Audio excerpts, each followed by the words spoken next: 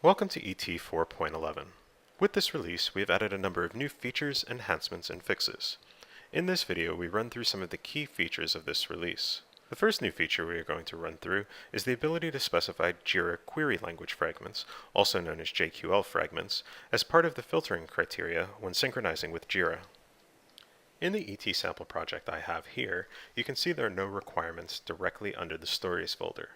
I am now going to pull in some user stories from Jira that fit certain criteria as defined by a JQL query.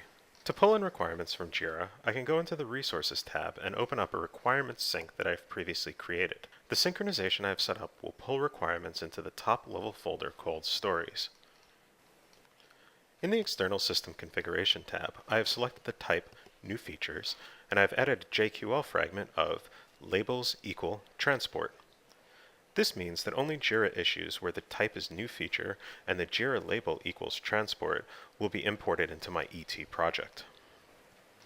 To see which incidents should be synchronized into ET, we can go into our Jira instance and navigate to the search screen. I can enter my JQL query fragment into the search box and press enter. You'll see that there are only 2 issues fitting this criteria that should have returned. On returning to Enterprise Tester, if we go into the Schedules tab for our Jira Requirements link, we've set up an ad hoc schedule to synchronize everything into ET based on our criteria. For an ad hoc sync, you need to highlight the schedule and press the Synchronize button. If you navigate back to the Explorer tab and go into the Stories folder for our sample project, you'll see that there are now 2 new features that have been added to the folder. If you open one of these new features, you will see that external links are added into ET. Clicking on these links will take you directly into your Jira issue. The next new feature we have implemented is bulk deletions. If you select one or many items in the grid tick boxes, you will see a button that is available to delete all the selected entities.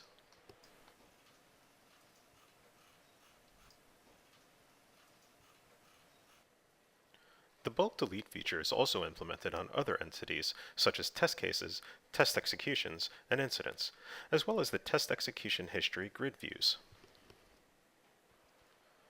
In this release, we have done a number of API enhancements, so we thought we'd take this opportunity to remind you that we have implemented Swagger. Swagger is a specification and complete framework implementation for describing, producing, consuming, and visualizing RESTful web services. To access Swagger from within ET, you need to navigate to the TQL screen and click on the Query Help link on the left-hand side. Expand the API section of the tree view, followed by the Features section, and click on Swagger. You'll see towards the bottom of this page there's a link which will take you to your own instance of Swagger. Once you are in Swagger, you will see we have implemented many resources via the API. You can test these by clicking on the resource. This will expand the section and display items such as implementation notes and response classes. It also gives you the opportunity to provide parameters to test out your API. Thanks for checking out our video for ET 4.11, and don't forget we've also released version 1.1 of our Rover plugin for mobile and offline testing.